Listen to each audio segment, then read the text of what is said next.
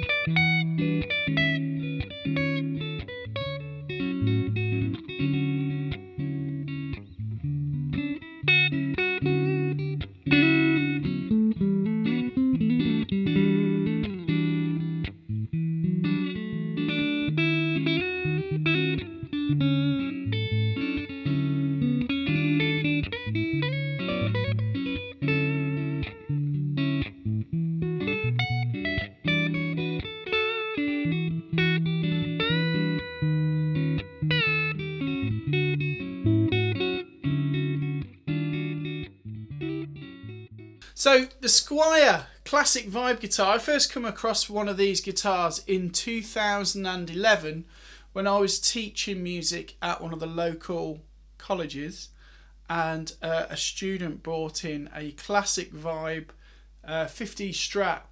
I couldn't believe the neck on it, I couldn't believe the way it felt, and it certainly wasn't like any Squiers that I'm used to. I like Squier guitars, I like Fender guitars, I like all the guitars. Okay, I've got guitars from the PRS McCarthy to the hollow body to a nice custom Les Paul.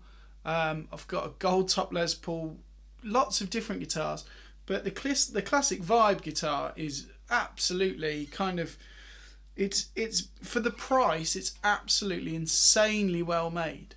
So let's get into it a little bit more. Squier guitars, they are not only for beginners. Let's just address that as a myth right now. There are quite a few pro players that I know that use them. The first time I saw a pro player using one of these was back in the 90s, and I couldn't believe that he had access to some really great guitars and he was playing professionally, but he was using his Squier Telecaster. He was one of those Japanese ones that came out in the early 80s that just blew the socks off the competition. This guitar is kind of like that, kind of. And I have some Japanese Fender guitars and some American ones. This is very much like, quality is not really one of those things that we start to bring into question anymore.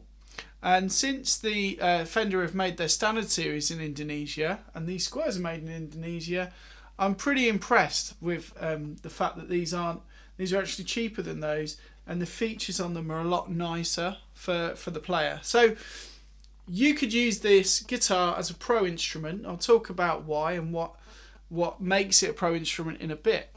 But just starting out the gate, it is lovely. It's just a lovely thing.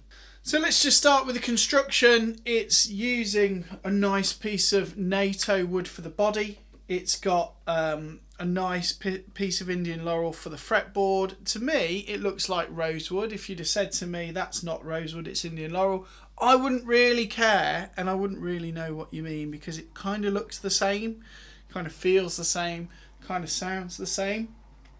It's not as snappy as your maple fretboardy guitars. It has that nice rounded kind of rosewood darker feel. This guitar has a lot of adornments that I really like. So starting with the headstock, it's got this beautiful sort of thin 60s neck profile with the thick lacquer, which is, you know, sometimes that's what you like. It's what I like, certainly.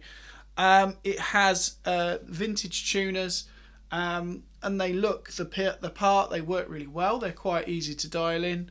I like it when the string goes into the tuner. The fretwork is excellent, and I can run my fingers up and down here. There's nothing sharp. Everything's really well dressed. I was surprised with mine that when it came from Anderton's, which sort of was next day delivery, the frets were shiny. The frets are shiny, and they are a little bit bigger than I expected as well. So on the spec sheet it says skinny frets, skinny tall frets, I think it says, or thin tall. They're actually a little bit wider than a thin. You know, I've got thin tall on this Telecaster here, and they are different. This is supposed to be a late 60s reissue. Similar frets, but these are a lot wider on the Squier model. They're kind of a little bit like what you get on your Gibsons. So those Gibson frets that are a little bit wide, but they're kind of these are a little bit more rounded rather than sort of rectangular in their side profile. Another nice touch is the pearloid dots, which is totally a 60s thing.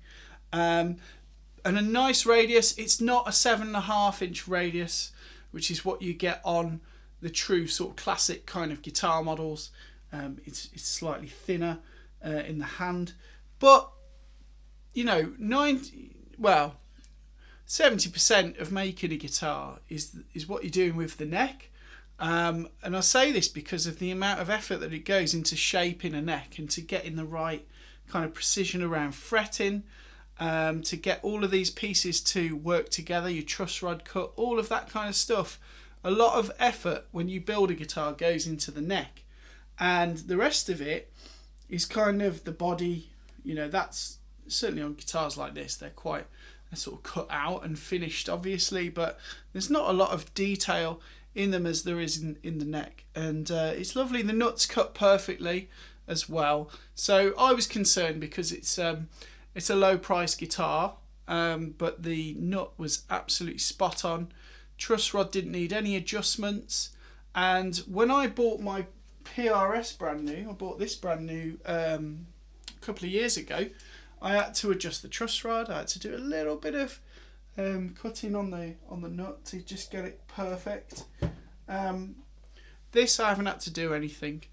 I will probably change the strings soon. It came with some strings. They're 9s. I'm used to playing 10s. It's just slightly different tension on them. But you know, it's been strung up fine. On the bridge, it's got the barrel saddles. These are made of like a steel material, which is vintage correct. Now, what I also like is they're kind of everything's nickel on the hardware, which means it'll age nicely, better than chrome. And chrome just stays like perfect. I like things when they start aging over time, and they have this kind of patina to them. That will do that. It's polyurethane lacquer. Now, on the original ones, they would have been made with nitrocellulose up until the mid 60s. Most guitars you're going to get, and you know, of a certain price point, are going to be made using this material. So, you know, they're going to be finished in a poly. It makes the guitar a lot quicker to make. So, nitrocellulose takes time to cure, and that's basically the reason why. So because of that curement time, they spray these in poly. Poly is more of a sort of perfect way to do something. It's actually, you know, what's the word? Objectively, it's probably a better way to finish guitars, but it doesn't age as well as nitro. And nitro guitars tend to resonate a bit better as well. So, you know, when I say it's objectively better, it's just better in terms of making your instrument look and feel newer for longer. If you're looking at it from that perspective, if you're thinking about it from a resonance perspective, you probably want nitro. And you can, there are some videos where people have refinished guitars in nitro and stuff like that that you can look at. I strummed it acoustically. It's quite loud even without being plugged in.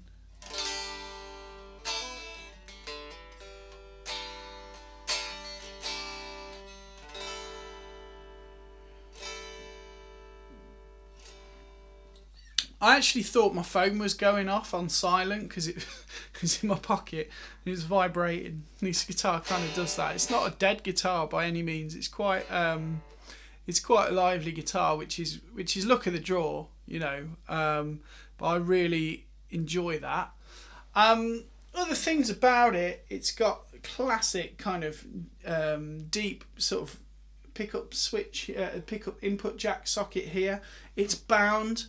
And the binding's really nicely done. The neck pocket is really good. No crazy gaps or anything. Obviously a result of kind of CNC processes. In this day and age, you shouldn't be getting guitars with big neck pockets, I feel. And my PRS John Mayer, what's it called? The Silver Sky SE, that did have a big neck pocket, which was disappointing. This binding is kind of why I got this as well. I really wanted like a 60s style Telecaster with the rosewood slabby board. I've had a hankering one for quite a while, and this kind of delivers on it really. It delivers on it really well. It has to be bound, you know, and I'm not really that bothered about the colour, but I did go to my wife and daughters and said, you know, I'm going to get a new guitar. What shall I get? And they looked at the three available. So there was olive green, which was a limited run, and it looked really cool. My friend Martin Reynolds has a olive green ES330, and we do gigs together. We did a gig together last week. It might be cool to have matching guitars. It might be lame. I don't know. You let me know in the comments. But that was an option. This was an option. This is called Candy Tangerine. And no matter what I do here with this camera, I don't think I'm going to capture what Candy Tangerine looks like, because I just haven't seen any pictures of this colour that actually match what it looks like in real life. And that's something you need to be aware of. So when you see it, if I describe it as, on your screen it will probably be quite red.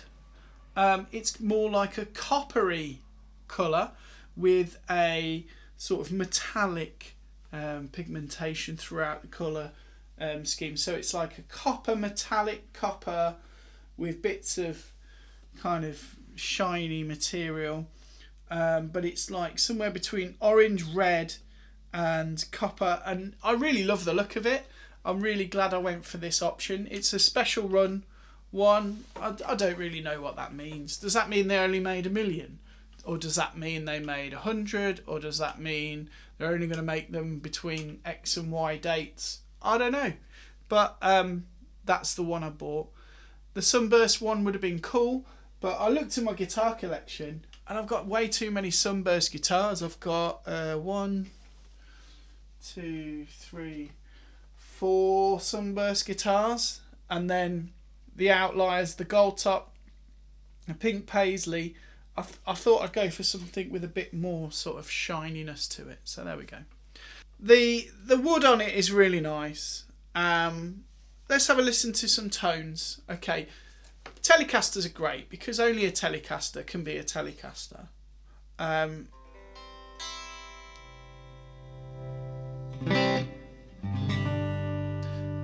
using a Hotone Mini for my amp modeler today.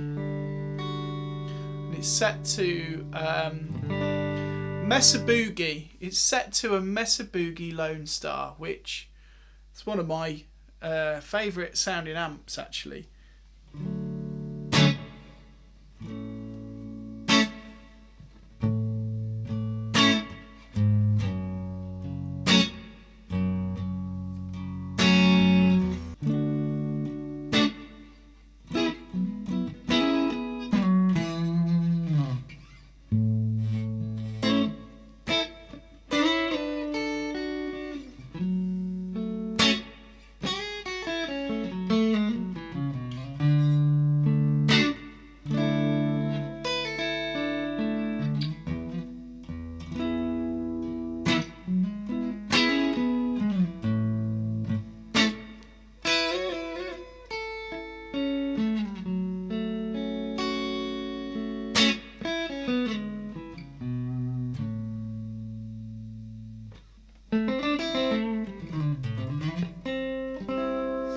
that's on the neck pickup.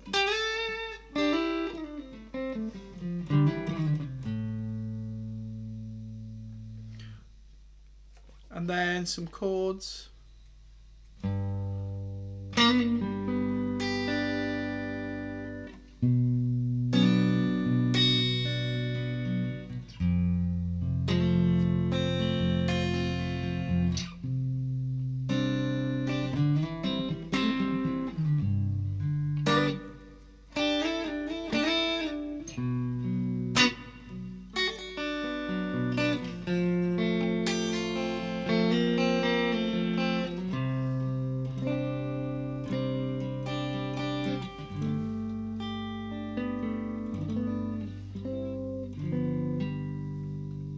If I put it on both, and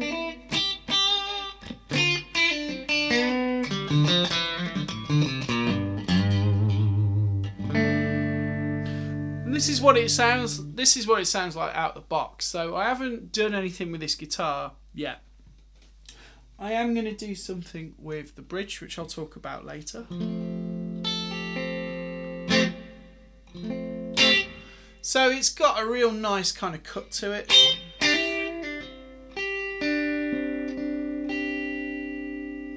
And then the bridge.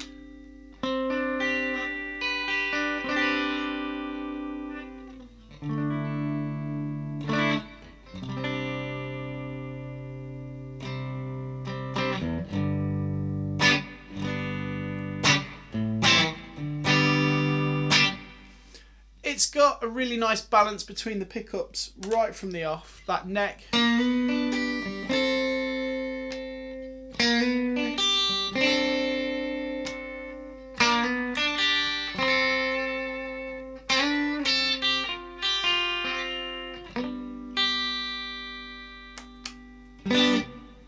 As I prefer to use it, I might put a bit of drive on here.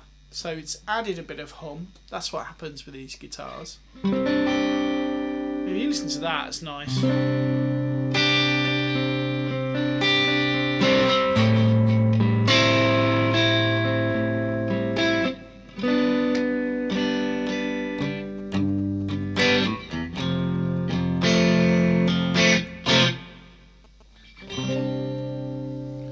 And then on the bridge,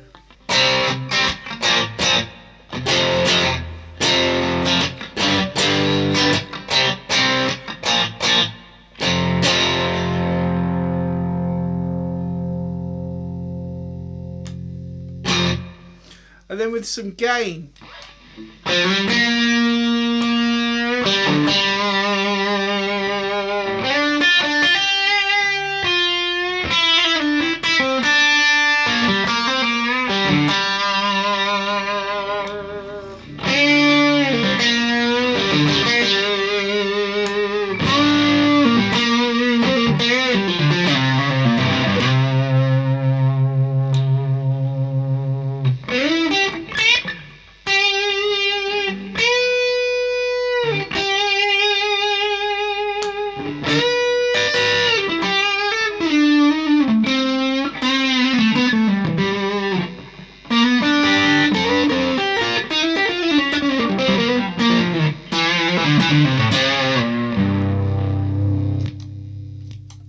It's great.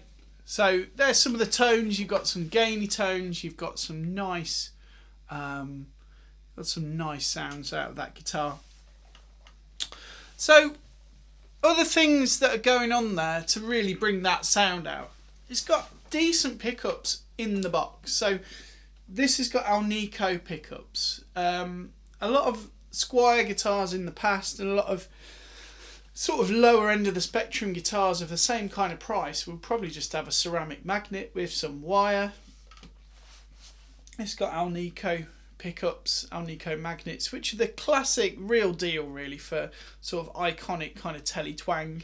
Yeah, I mean, I've got another guitar here that's a similar kind of thing but worth a lot more, so I'll do a little comparison against a Fender Tele.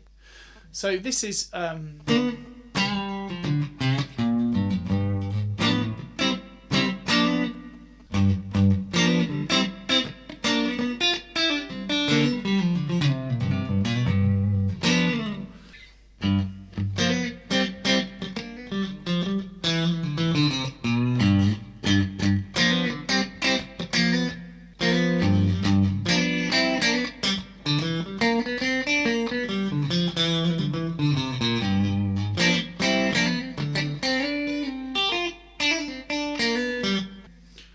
this is the bridge.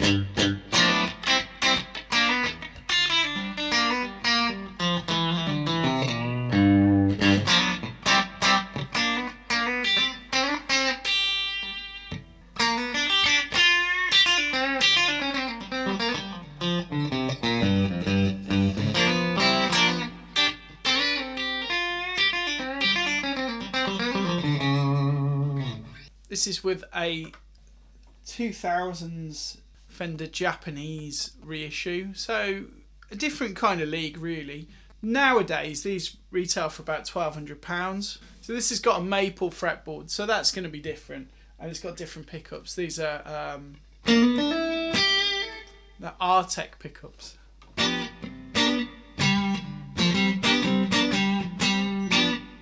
And they've got really big poles on them. This guitar has a different sound to the Japanese reissue. That has had a lot of upgrading compared to what this one has. So this one hasn't been upgraded yet. Now, professional guitarists will use this guitar, something like this, as a backup, or for gigs where you might feel that you don't want to take a really expensive guitar because, you know, sometimes things can get pretty hairy out there and people might want to take guitars in some areas. So sometimes that's something I think of, is when I'm doing a gig and I just want to get in and get out. This guitar would be really good for that because it's a Telecaster, so it's uber sort of versatile. You can use it on any gig. I'd rather not get mugged off, but you know, this guitar here is a lot more of a difficult thing to replace, though it does do a different job. It would be nice to have that option to take some other kind of guitars, whilst it's still being a nice guitar and a very friendly guitar to play. This guitar does have a good vibe about it. I tried some other guitars in this kind of price range. The eArt, for example, has some amazing professional specs that this guitar just doesn't have. So that one's got rounded frets, it's got the Artec pickups as stock, it's got, you know, neck adjustable thing, but it just doesn't have the vibe of a Telecaster, and that is actually probably what's more important to me, especially with instruments. I feel like vibe is such an important aspect, such a big part of playing guitar, is the sort of vibe that you get from that guitar and the inspiration that you get from it. I had that guitar and it just, I sort of played it a little bit and I did some rehearsals and some gigs, and I just never really ever wanted to play it because it was just there. It was a bit clinical. This has a real sort of nostalgia thing going on with it, a real kind of much more of an exciting guitar to own, and people talk about it, people ask about it. I was using it last night and it was really cool because I could dial in my sound straight away. I could get a really nice kind of inspirational tone. We were jamming on it, playing a lot of funk stuff last night, and this kind of thing, if I just play it, you know,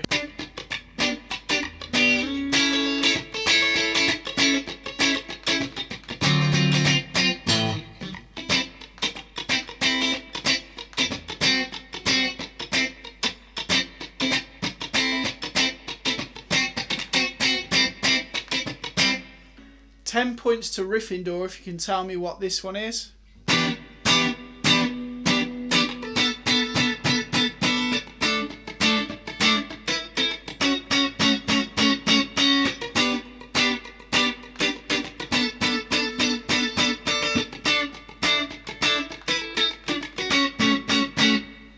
And it just fits the bill really nicely.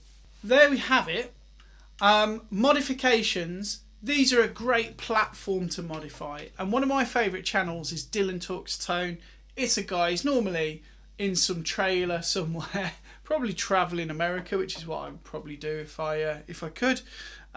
He's normally in like an RV type camper, and he's normally talking about his guitars. He bought one of these as a project to sort of modify and base on. So, you know, he put some new pickups in it, he put some new electronics, he looked at the bridge. The bridge is quite an important one for me. I have learned that by putting brass compensated saddles on, it's a lot easier to intonate. So it's something where, because I record a lot of guitar, I have to have it perfectly intonated. If I do something here, now there's a song that in the UK all the function bands play, it's called Mr. Brightside. I don't like that song, but maybe mainly because I'm being made to play it a lot against my will, but you know. So it's got this chord.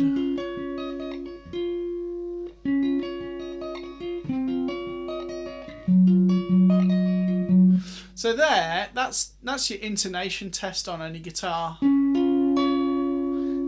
That note there,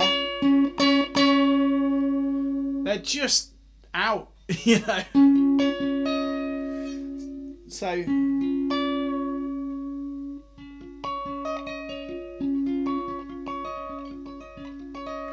I know, bend it until it's in tune. Don't think so, not with this one.